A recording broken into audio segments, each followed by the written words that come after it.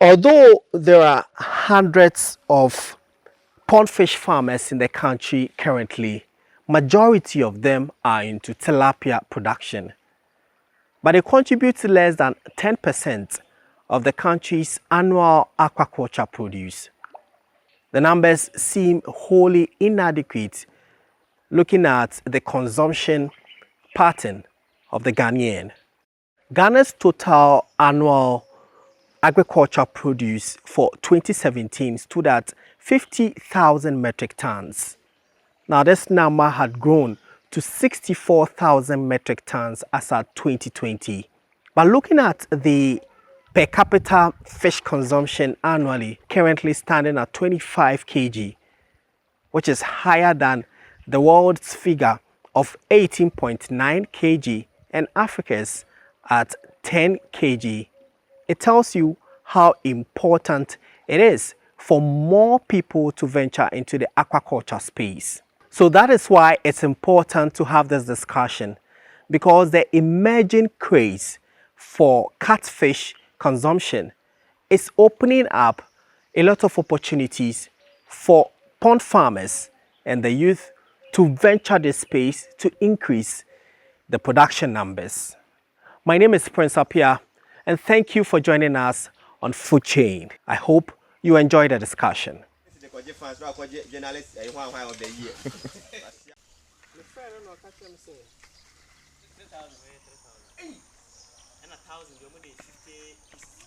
So finally, we are here in another setup of a fish pond, and we are here to speak to this fish farmer who is doing tremendously well with a different style of producing fish in a natural form. So we'll be speaking to Paul Nyamiche, who is currently on his farm.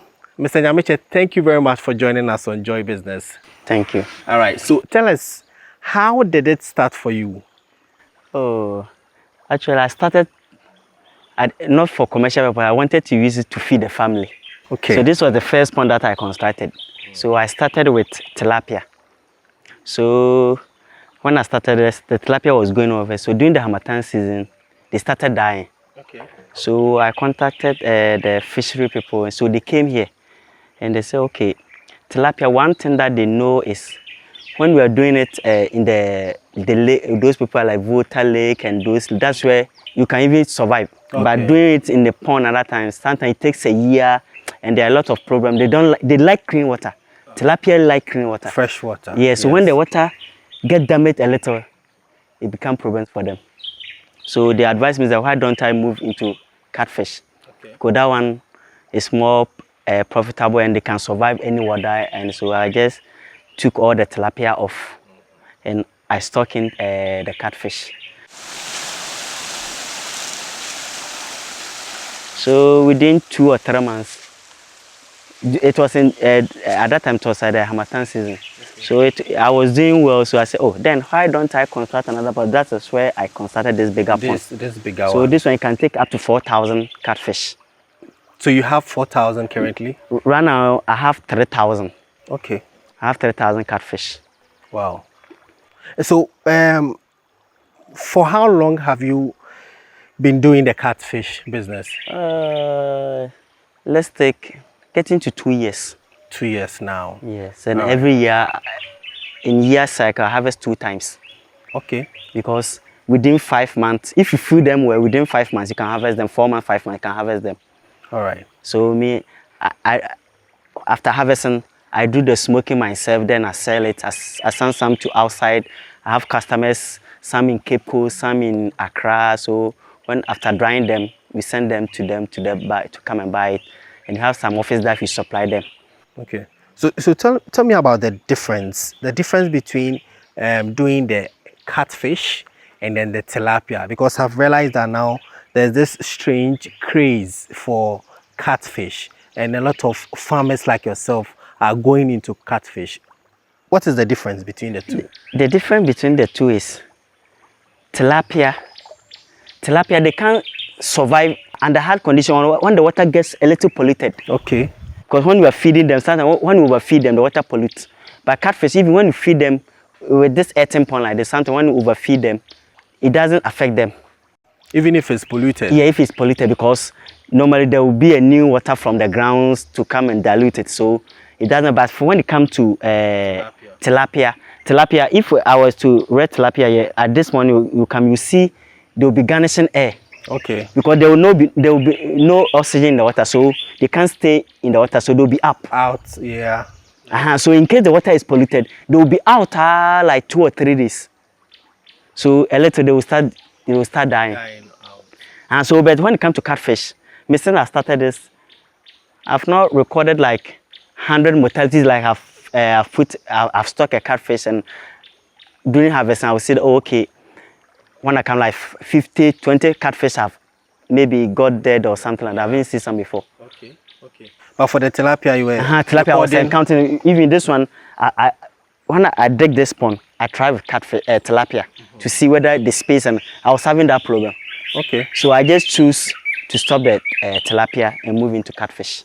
And when you started the catfish, let's do the comparison.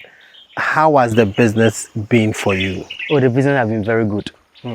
So say you stock, you say this one is like 4,000. This pond can take up to 4,000 catfish. Okay. But this time I reduced it to 3,000. Okay. Why?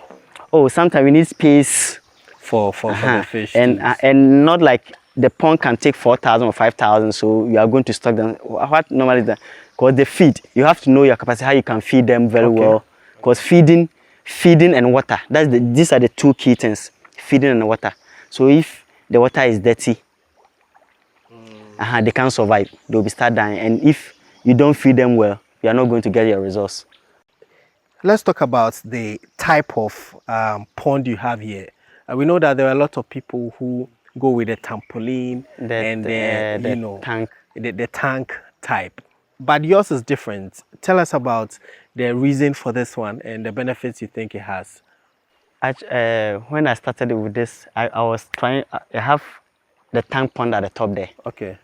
But I stopped constructing it. Why? Because every 2 weeks, I have to change the water, or I have to put in a filter to circulate the water for the water to become clean when you're using the trampoline and the tank one. And when stocking them, the tank, the tank, let's take the tank for example. Okay. You have to treat the tank, and if you don't treat it very well, when you put the fish in, maybe 2 or 3, they all die. Wow. Because the acidic. Okay. Because when you consider that the acidic comes into the water, and you see the water, the fish too cannot survive with the acidic content in the water. Okay. So definitely they will start dying. Oh, okay. So we have to treat them. So looking at the stress and others, okay, let me concentrate on this earthen pond. And when you look at farming, both the trampoline and the earthen and the tank, the earthen pond is the best. Tell us about it. Yeah, the earthen pond is the best. That one a disadvantage. Let's take, if there were to be a river here, and it overflows, that's where the earthen pond, it picks the fish away. And okay, and then it'll carry them away. Yeah, that's the only disadvantage. You might lose your fish. You might lose them. So normally, if were to be a river here, I won't construct the pond here. I will send it up there. So that when the water overflows, it doesn't get there.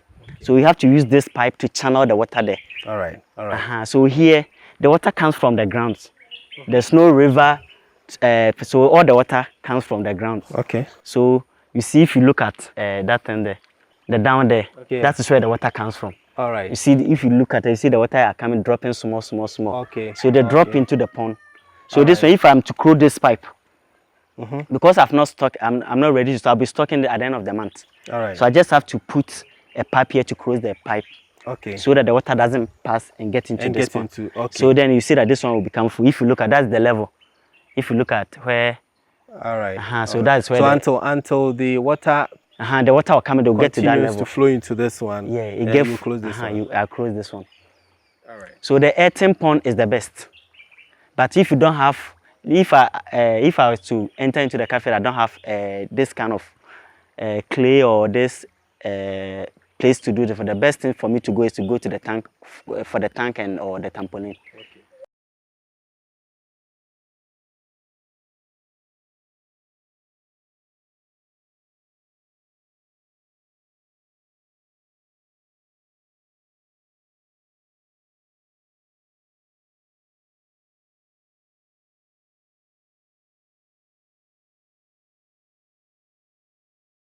What I normally do is sometimes when I bring the fingerlings from the farm, Okay. sometimes we do what you call quarantine. All right. So you put them in the trampoline pond. You see this leaves there. This is bitter leaves. Okay. So when they come, you bring them, you put them into the pond. So they start. If they don't eat, definitely they will take in the water. All right. So whenever there's any disease, you see by 1 week or 2 weeks, maybe they are cured before we move them into this earthen pond. So we quarantine them. Where did you learn that one from? Because it sounds very traditional and it doesn't sound so scientific. Where did you learn that one from? Using the bitter leaf to We learn all fortify this. them. Me right now it's like a time will come, nobody will get after maybe primary or something. If not somebody saying going for a degree, somebody will sit in the house and learn because everything is on the internet. It's on the internet, yeah. I learned all these things, so sometimes you learn the differences. Or someone will say, oh, you can use this. Someone will say you can use this. Someone will say you can use this. So you look at how people are talking about. So if like I have to come, I'm come to feed and feel that, oh, like 10 or 5 fish I've gotten dead. What I need to do is get this bitter leaf, brand them, then put them in the pond. So as soon as I pour them, they will ration. They will think it's food. They will ration for the food. When they come, they open their mouth. So definitely the water gets into their mouth. And then so we heal the bitter leaf. The bitter leaf, that's what I use. And it strengthens them. It strengthens them. Or sometimes when they are not eating and I find out they are not eating very well, I just bend them and I put it in the pond. The next they see they are rushing for food. Wow. Bitter leaf. Yeah, bitter leaf. But you try. If sometimes when you don't like you can't eat very well and take in bitter leaf, you eat very well. So wow. I've not gone in for the drug they sell at the animals pharmacy or something. Okay. So I haven't gone for this. The bitter leaf, that's what I use. That's why I've planted them along the banks of the rivers. You see, and some are here. I've planted some at the top there. So when I can just take in the leaves. So let's talk about the construction still. How much did it cost you to construct this one? Because the land was already bare and you have the water source from this side of the land. Yeah. How much did it cost you to construct? Because we know that with the other types of, fish pond, trampoline and the rest, you must incur so much. Okay. For this one, when I started, it cost me like 1,600 for this one. Wow. 1,600. That was about 2 or 3 years ago. 1,600. This one cost me like 3,000. Of course, it's bigger. Yeah, because they took like 1 month, 2 weeks to construct this. Okay. Because when you take in the clay, it's heavy. So what they do is when they use their hand they are constructing the bank so that you can trap in the water. Okay. So they use their hand to pack the clay to the other banks. Okay, to get to this level. So that because you have to trap in the water. All right.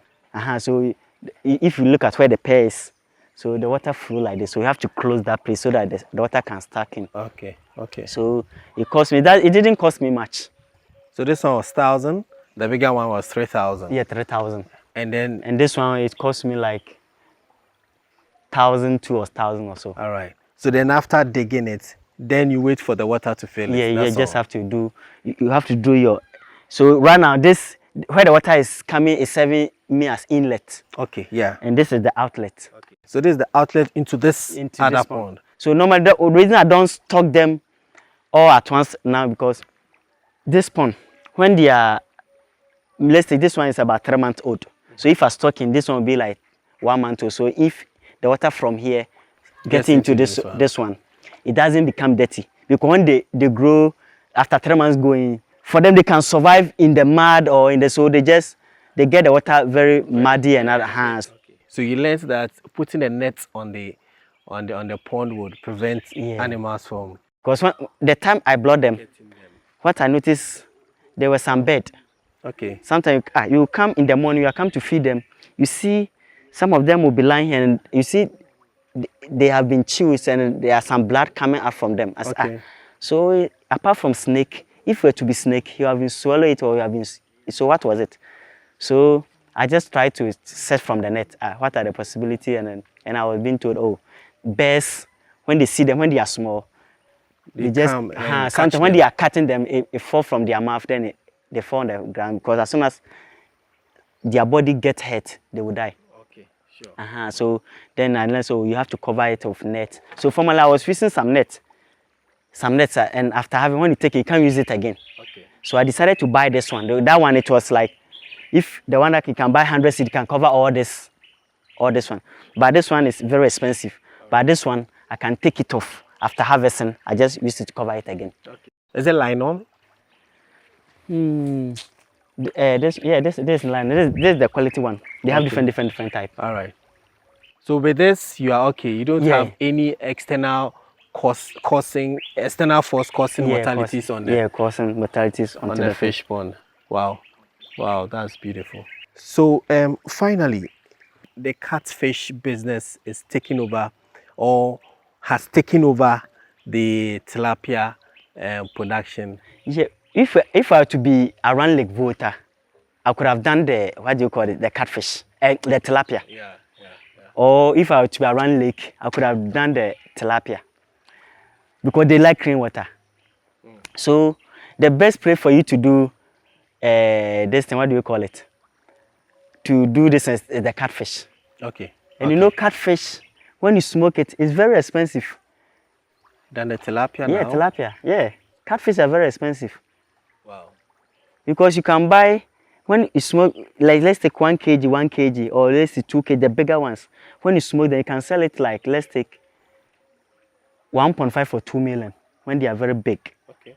When you smoke and they look very big, you can, because sometimes when you go to some of the restaurants, when you buy food and so you like catfish and they put one on it. Good. But tilapia also has yes, tilapia have fish, but tilapia have price, yeah. But when you look at tilapia, I've been buying tilapia. The highest that you can buy one tilapia is like 25 or unless it has been preserved. Okay. Or at a restaurant, that's where you can buy it 1 million or 80 or 60 or something like that. Yeah. But when you go to the market and say you are buying one, you can buy it like 20 cedis or like 30 cedis. Yeah. If it's like 50 cedis, it'll be like 3 or so. But for the catfish, when you smoke it, 3, you can sell it like maybe 100 cedis. Wow. Not selling it at the restaurant too. By selling to some people, because I have people who buy them, we send them to outside and all that stuff. Because the feed, if not the feed there, it will be expensive. Like how much do you spend on feed for say this 1,000 capacity pond? For the, when they are within the first term, the feed reason I can't give you the price, it keep increasing. Okay. Because initially I normally use what do you call alakwa. We buy them from Akosombo. All right. So that's what I use it for when they are fingerlings, like up to 2 months or 3 months. That is where I change. I move into the round 9 and that stuff. But right now, in order to sustain this ben, what I'm trying to do is to get the machine to prepare my own feed. So initially for the first 3 months, I'll buy the already foreign feed to feed them. So after 3 months, then I'll use my own feed to feed them. All right. Because if when you stock them first month, within the first month, it doesn't take in food very much. Okay. So even within this one bag, you can use it to feed them the whole month. All right. Because sometimes when you, even first week, when you put in the feed, because they are moving to the different environment, they don't rush into they don't take the feed very much. So after 2 weeks going, that's where they start taking the feed. So by that time, or maybe a month, maybe I'm taking, let's take 1 bag. If like 1,000, you're taking 1 bag. Because I remember when I brought this 3,000, within a month, they took in like 1.5 bag. Okay. But now they are taking more than. Right now, if you have to feed them, they can even take 2 bags, 15 kg, 2 bags. Because this morning I saw you give them 1 bag. Yeah, 1 bag. That is 115 cedis. Wow. So if they are to take, so that's why you have to get in the machine. So I'm doing arrangement to buy them from China. So I want to buy the bigger within an hour, because this is not the pond.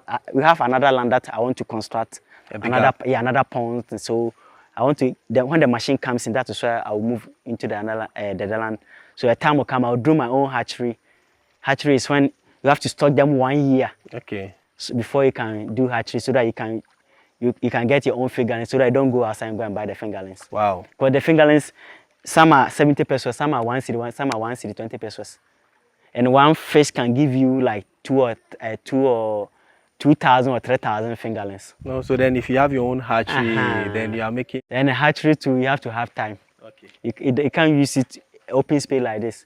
You have to get in a building so that you can control the temperature. Yeah, and an enclosed place, regulated place for that where matter. you can regulate the temperature and other stuff.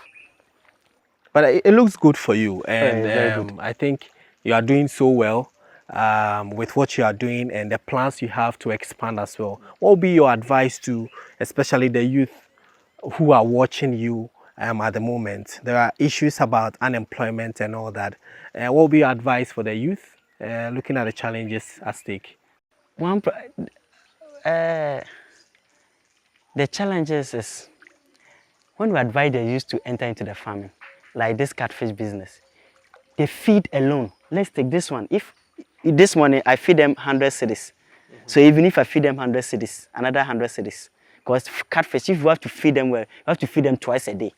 Okay. So 200 a month is 6,000. Wow. So another 2 months, 12,000. Maybe the youth who doesn't have any, is unemployed, can't get that money. Yes. So so the feed is the problem. If not that, I could have advised. But if you have, but it's better you get in. It's talking like 500. That one there you can, I don't know, you can feed them. At times comes you get in. There are some food outside that you can use to feed them. That are cheaper. That are cheaper. So you can start small. You can start small. Okay. And the feed is the only issue. But fingerlings, if you don't have money to feed them, you just do a small one. You can take like 500. Then let's say you get one bag. Let's take one bag a month. You can use one bag to feed them, like initially one bag to feed like 2 months. Okay. All right. Then you buy sometime you get in the spoiled bread. After that one, when you feed them, you have to use it after 4 months going. The spoiled bread, then you dry them, then you give it to them. So then you can manage with that. You can manage it. That's what I do. Okay. Okay. All right. All right. So that's the feed is the issue. So if the price of the fish can go down, a lot of people can also enter. But I advise if a youth you have the money, first thing I would advise. The only challenge that I have is if I knew this was to be the problem, I could have gotten in the machine before you started. And when you try to buy it here, it's very expensive. I called someone that was 2 or 3 days ago. He was quoting about 30,000 to 40,000 for the machine. For the machine. So when I check on the internet, I've contacted them. It's about, maybe, I don't know the duty that they will be taking, but the machine will cost like 6,000. Wow. It doesn't really prepare catfish feed. It can use to prepare rabbit, cow, dogs, and other things. So because I want to rack grass cutter and other stuff. So when you get the grass, just put in the machine, and then you prepare it for them. You can store them. I'm just looking at what you think about the cost of agriculture machines that are imported into the country. Do you think that the taxes or the duties should be reduced so that it will encourage a lot of people to enter into the business? Actually, have you imported any agricultural equipment into the country to know whether it's duty free or it's not duty free? Okay. But when you check them on the internet and they give you the cost of shipping, and when you add them, so if they are duty free, it means if let's take the machine that I'm buying, they say shipping. Shipping is like they quoted like $600. Okay. 600. So when I add $600 to the price of the machine, it will be about, let's say if it will be like $1,300. Okay. Because when I checked it, 630 something, some is $700. Okay, so adding the duty to it. So it means when it comes in, if it's like $1,200, maybe $1,200, so let's say $1,000, and let's say $1 is 6 cedis, it will be 6,000. Yeah. So let's take the person to add a profit margin to it. The machine is supposed to be around like, what do you call, let's take 2,000. So machines to be like 8,000. No, not more than 10,000. Let's say. Well, yeah. Give or take. Yes, to be. If the machine was to be around like 10,000, I could have buy it local than to go and import them. But now the market price of the machine. The machine, because even the local one, 20,000. The local one that you use your hand to prepare the feed after you have to dry it, it's even 2,000. That is the manual one. The manual one. When you finish, you have to get sun to dry it. But the foreign one, as soon as the feed it dries the food, then you can bag them. So what do you think can be done about this issues of So, but let's agriculture? take like this, what do you call it, planting for food, and so let's take the government want to encourage the youth to enter into, let's say, fish farming and other stuff. So the government can bring in the machines. Maybe you go to the agric office or something like that. Oh, they come and look at your farm. They shouldn't say just like that. So you have to come inspect your farm. They sell it to you. So maybe you register your farm. They sell it to you. So that maybe I will not come be a middleman, but going to sell it for another person at a higher price. Yeah. So if I go to agric office, the machine is there. They come and inspect and have registered my farm. Or maybe Nyamiche Farms. They know they have given me one machine. It's in their database. There's no way I can go in the Nyamiche Farm and come to buy another machine. Good. So at a reduced price, and that one they can the youth, because if I'm telling the feed is the issue. If not the feed, the finger, they are not expensive, and sometimes you can hatch them yourself. So you have to know how you can supplement those food. So sometimes some of the fish farming, they buy first 2 months or 3 months, then they'll stop buying the foreign food. All the rest, they'll prepare their own feed. You just have, they need protein. Yeah. That's why they So you make protein available for so the fish. protein available. So whether you get you go to the Mayanka, you buy when they kill the cow, the blood, then you come and use this. You put it in a, what do you call it, a big bowl. Then you cook it. So you see that the blood, it will dry up when they see heat and yeah. so after that you just have to dry it. Then you send it to a grinding machine. Then you grind them. Then it become like powder form. Then you store them. So when you prepare the food, just add some to it. Then you mix it. So you add in protein. So that one day you can add. You can use Tom Blanc, or sometimes when the rice, you can buy those rice. What do you call it? Those people who do after harvesting rice, those the grain and that stuff. Okay. You can use them. You blend them, then you add it to it. That one too they can take in. Wow. Okay. So any cereal, anything. So you just have to add protein to it, and you are sorted. And you are sorted. All right. Thank you. Thank you very much. Well, the youth will continue to be the solution to most of Ghana's agriculture challenges. And so it is important that government remains consistent in producing initiatives that empower the youth. This has been Food Chain, and it's been a pleasure hosting you for this episode. My name is Prince Apia. See you next week.